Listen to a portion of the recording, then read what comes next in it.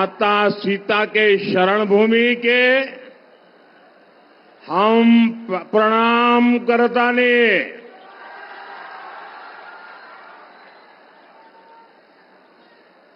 साथियों, चंपारण की इस धरती ने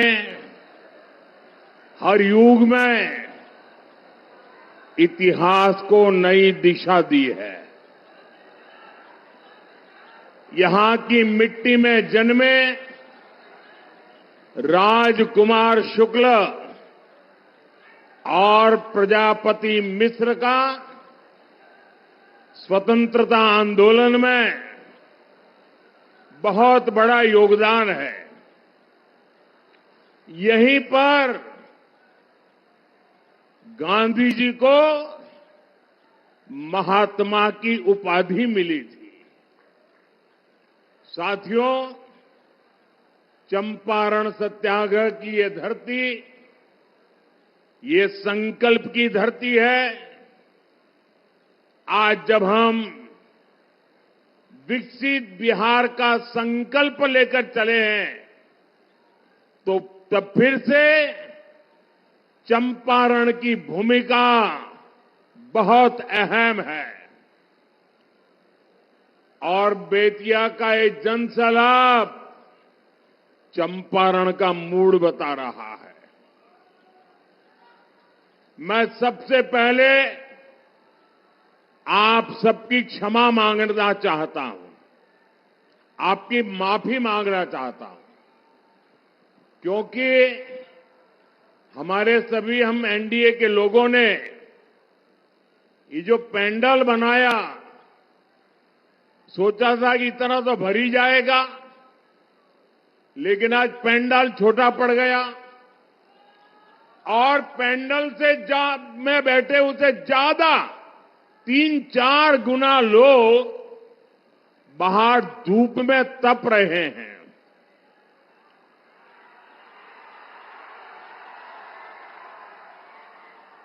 जो लोग धूप में तप रहे हैं, मैं उनसे क्षमा मांगता हूं कि हमारी व्यवस्था कम पड़ गई, हमारा पेंडल छोटा पड़ गया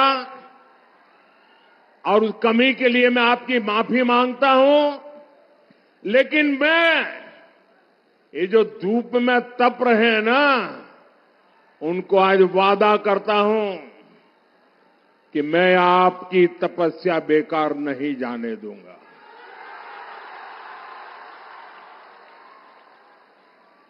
और मैं सवाया विकास करके आपकी तपस्या को लौटाऊंगा, ये मोदी की गारंटी है। साथियों, इतनी बड़ी तादाद में जब आप हमारे सब साथियों को आशीर्वाद देने आए हैं, तो मेरे साथ एक बात बोलेंगे? आप सब बोलेंगे? ये आगे जो महाशय बैठे हैं, क्या वो भी हिम्मत करेंगे? यहां भी आवाज आएगी, वहां भी बोलेंगे? नहीं चाहिए कट्टा सरकार, नहीं चाहिए, नहीं चाहिए, नहीं चाहिए कट्टा सरकार। फिर एक बार, फिर एक बार, फिर एक बार, नहीं चाहिए कट्टा सरकार। फिर एक बार। साथियों, बिहार में इस विधानसभा चुनाव के चुनाव अभियान की एक प्रकार से मेरी समापन रैली है। मैंने भारत रत्न जननायक कर्पूरी ठाकुर जी की जन्मस्थली से उस पवित्र भूमि के आशीर्वाद लेकर के आपके पास आशीर्वाद मांगने के लिए चुनाव अभियान शुरू किया था। और आज यहां पूज्य बापू के सत्याग्रह की भूमि चंपारण में इस चुनाव अभियान के ये मेरी आखिरी सभा है। मेरा अभियान यहां संपन्न हो रहा है। मेरा अभियान भले आज संपन्न होता हो, लेकिन चुनाव प्रचार कल शाम तक चलने वाला है। कल शाम के बाद खत्म होने वाला है। लेकिन यहां बिहार के नौजवानों ने, बिहार की महिलाओं ने, बिहार के मेरे गरीब भाई बहनों ने, बिहार के मध्यम वर्ग ने, बिहार के किसानों ने, गांव में रहने वालों या शहर में रहने वाले हो, सबने कंधे से कंधा मिला करके एक ही सपने को लेकर एनडीए के समर्थन में चुनाव प्रचार खुद संभाल लिया। मैं कह सकता हूं, ये चुनाव हम लोग नहीं लड़ रहे हैं, कोई एनडीए का नेता नहीं लड़ रहा है, न मोदी लड़ रहा है, न नीतीश कुमार लड़ रहे हैं। ये चुनाव बिहार की जनता लड़ रही है। साथियों, मैंने जब भी बेतिया से, चंपारण से आशीर्वाद मांगा है, तो आपने कोई कमी नहीं छोड़ी है। इस बार मेरी उम्मीदें आप सभी से और ज्यादा बढ़ गई है। जो देता है उसी से मांगने का मन करता है।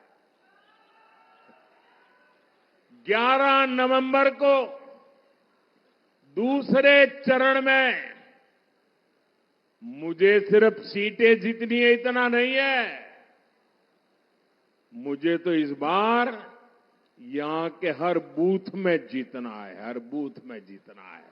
जिताओगे? बूथ में जिताने की ताकत आपकी है। एक भी बूथ हमें हारना नहीं है दोस्तों। ये मिजाज होना चाहिए। हम हर बूथ पर एनडीए के इन सभी उम्मीदवारों को विजयी बनाएंगे। और मैं आपको वादा करता हूं, जितनी बड़ी जीत मिलेगी बिहार में, एनडीए की विजय विकास की एक बहुत बड़ी ताकत बनने वाली है। साथियों, अपने पूरे चुनावी अभियान के दौरान मैंने देखा है, एक रैली दूसरी रैली का रिकॉर्ड तोड़ देती थी। एक के बाद एक रिकॉर्ड टूटते जा रहे थे। और पहले चरण के मतदान में भी सारे रिकॉर्ड आपने तोड़ दिए हैं। देश आजाद हुआ तब से लेकर के आज तक के सारे रिकॉर्ड तोड़ दिए हैं। मैंने बिहार के सपनों और संकल्पों को लेकर के इस चुनाव अभियान में व्यापक चर्चा की है। एनडीए की डबल इंजन सरकार ने क्या किया है और आगे क्या करने जा रही है, अपना काम और भविष्य का रोड मैप, ये दोनों हमने बिहार की जनता के सामने रखा है। आज बेतिया से मैं बिहार के हर माता पिता, बिहार की हर बहन बेटी, बिहार के हर नौजवान से कहूंगा, वो दिन दूर नहीं जब बिहार की पहचान फूड प्रोसेसिंग के पावर हाउस के रूप में होगी, जब बिहार की पहचान टूरिज्म से होगी, बिहार की पहचान टेक्सटाइल से होगी, बिहार की पहचान टेक्नोलॉजी से होगी।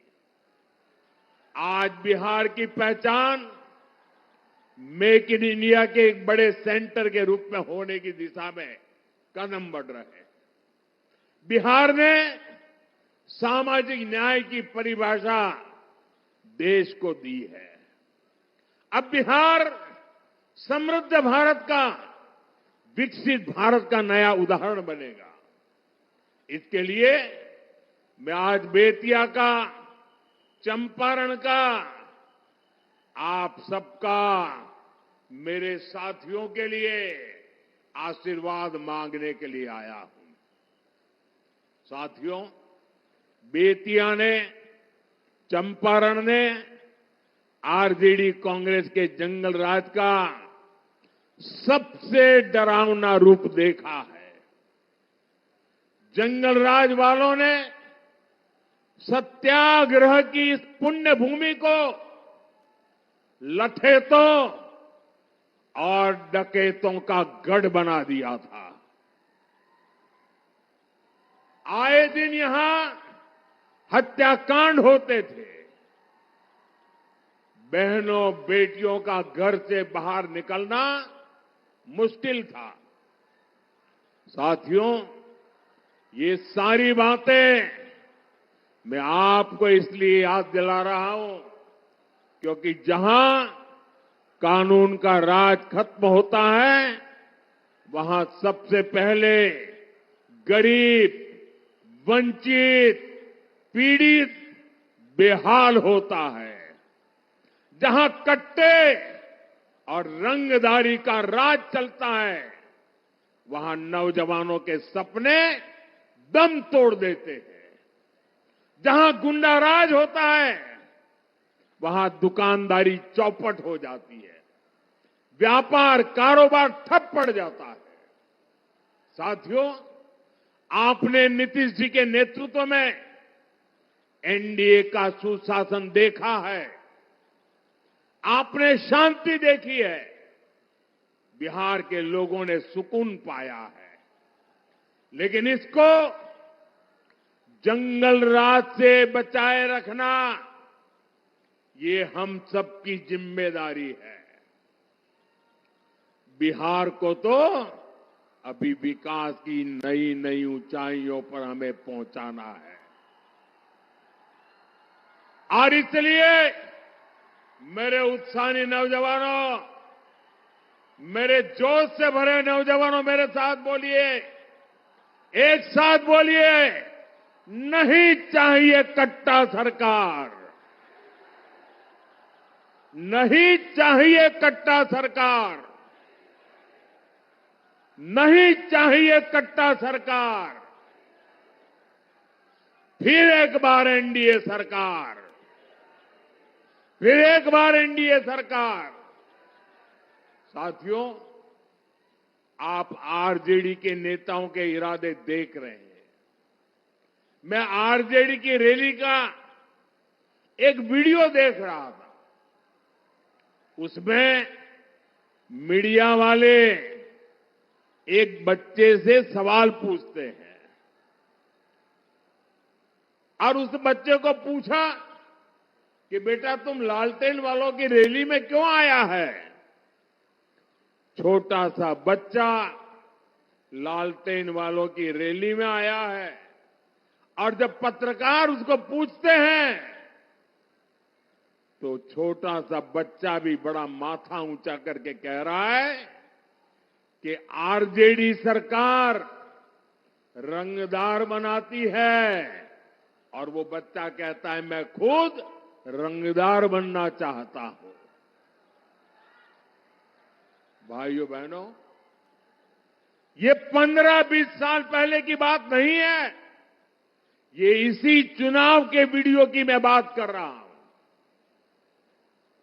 हम यहां आईटीआई बना रहे हैं, इंजीनियरिंग कॉलेज खोल रहे हैं, मेडिकल कॉलेज बना रहे हैं और ये आरजेडी कांग्रेस वाले बिहार के बच्चों को रंगदारी के लिए प्रेरित कर रहे हैं। साथियों, ये चुनाव सिर्फ आरजेडी कांग्रेस की पराजय तक सीमित नहीं रहने चाहिए। आपको उस मानसिकता को हराना है जो बिहार के बच्चों में जहर का बीज बो रही है।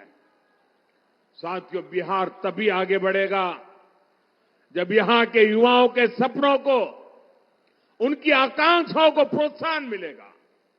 ये काम एनडीए की डबल इंजन सरकार कर रही है। एनडीए सरकार बचत भी बढ़ाती है और विकास भी करती है। हमारी सरकार ने ऐसे निर्णय लिए हैं, ऐसी नीतियां बनाई हैं जिससे हर परिवार को बचत होती है। 2014 से पहले जब दिल्ली में आरजेडी के समर्थन से कांग्रेस सरकार चलती थी, तब महंगाई चरम पर थी। वो समय याद कीजिए।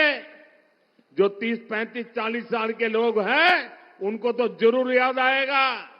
आपको याद है उस समय कौन से गाने चलते थे?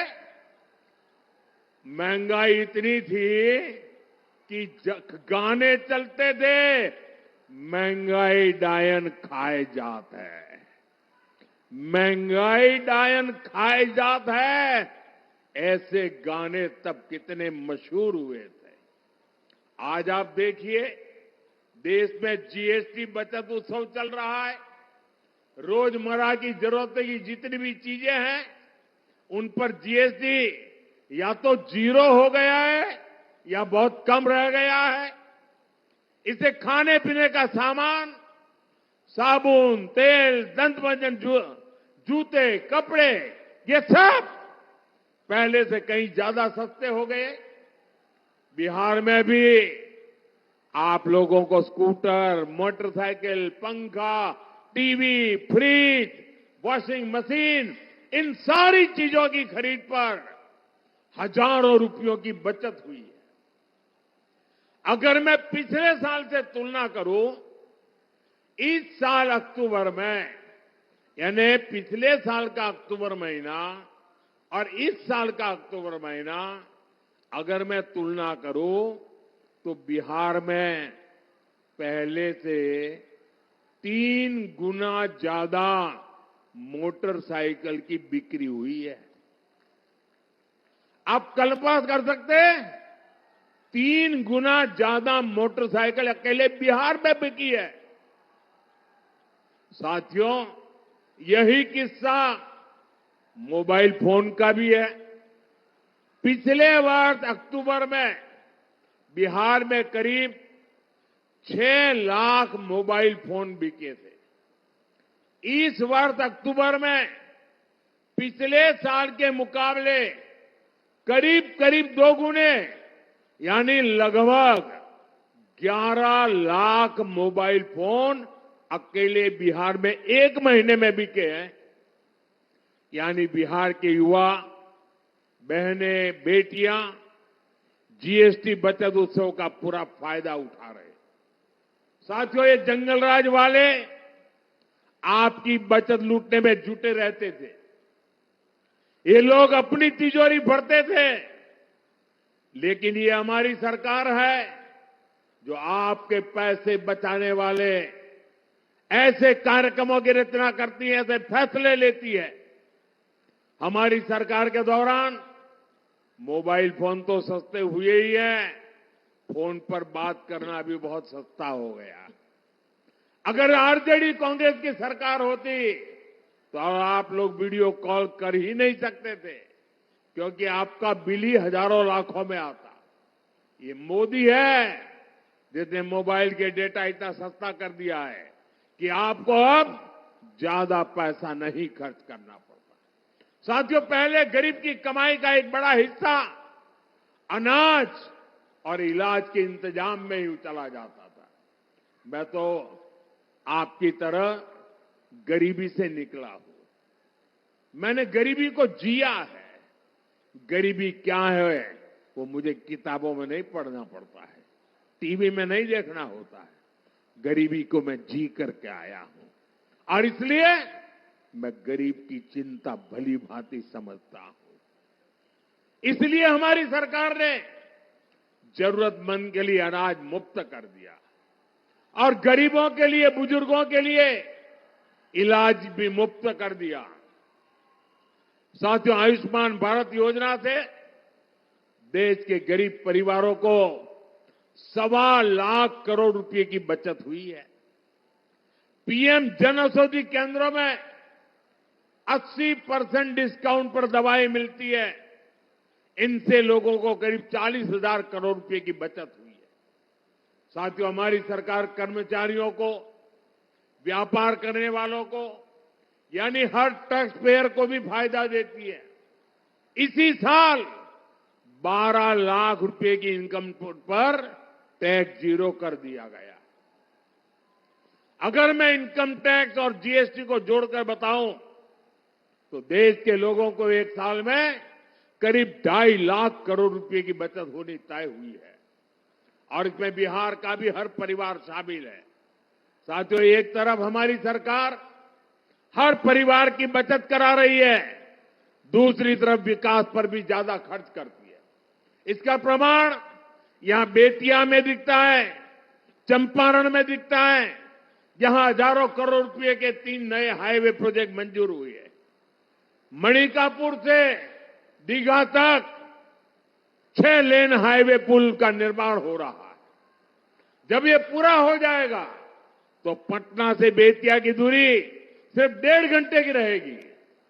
गंडक पर नया पुल भी प्रस्तावित है। इससे उत्तर प्रदेश के साथ कनेक्टिविटी और बेहतर होगी। पटना से गोरखपुर तक वंदे भारत एक्सप्रेस वे अब बेतिया से होकर चलती है। यहां रेलवे स्टेशन आधुनिक हो रहा है, रक्सौल में एयरपोर्ट बन रहा है। साथियों, ऐसी शानदार कनेक्टिविटी से यहां किसानों और पशुपालकों को भी फायदा हो रहा है और यहां नया उद्योगों को भी बढ़ावा मिल रहा है। पश्चिम चंपारण का कुमारबाग भी एक बड़ा औद्योगिक केंद्र बन रहा है। इससे भी यहां विकास और तेज होगा। साथियों, विकास तभी होता है जब भ्रष्टाचार नहीं होता, जब घोटाले नहीं होते। लेकिन आरजेडी और कांग्रेस के नेताओं को तो यही एक काम आता है और कोई काम आता भी नहीं है। ये लोग तो राजनीति में आते ही इसलिए ताकि आपको लूट सके। आरजेडी का जो शीर्ष परिवार है वो बिहार का सबसे भ्रष्ट परिवार है। कांग्रेस का जो शाही परिवार है वो देश का सबसे भ्रष्ट परिवार है। और ये जो नामदार यहां घूम रहे हैं, ये दोनों नामदार हजारों करोड़ रुपए के घोटालों के आरोप में जमानत पर चल रहे हैं, जमानत पर। ऐसे भ्रष्टाचारी बिहार को सिर्फ बर्बादी की राह पर ही ले जा सकते हैं। साथियों, जब सुशासन आता है तो सबसे अधिक फायदा बहनों बेटियों को होता है। हमने तो वो दिन देखे हैं जब गरीब परिवारों की माताएं बहनें पानी के लिए तरसती थी, धुएं में खाना बनाती थी, शौचालय के अभाव में पीड़ा सहती थी।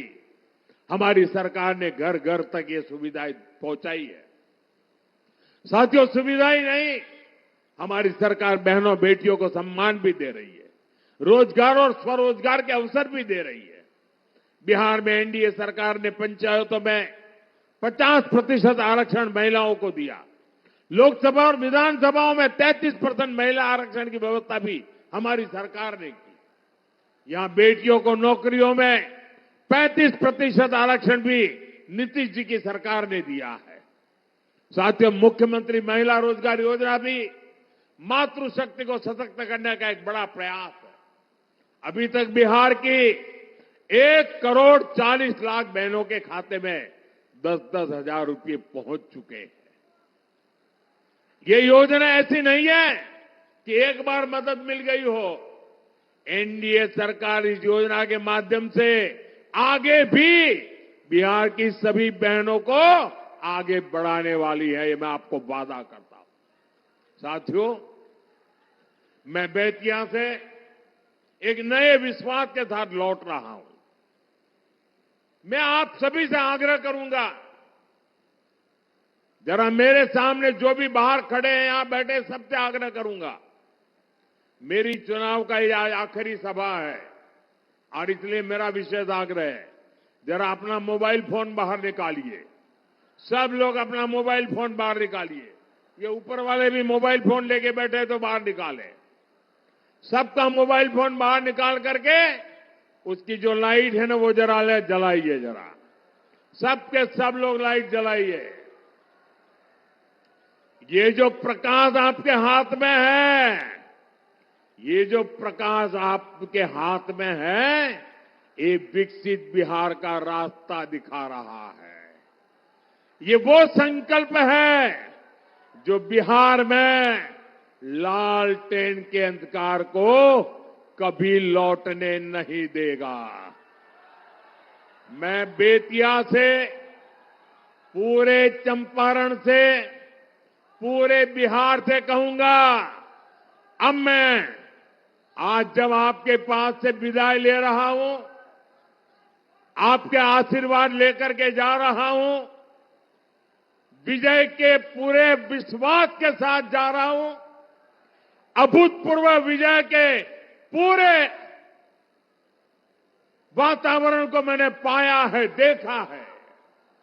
और इसलिए मैं आज आपको वादा करता हूं, मैं आज जा रहा हूं, आप 11 को वोट डालेंगे, 14 को गिनती होगी और मैं फिर से एक बार एनडीए सरकार के शपथ ग्रहण में फिर से पटना आऊंगा।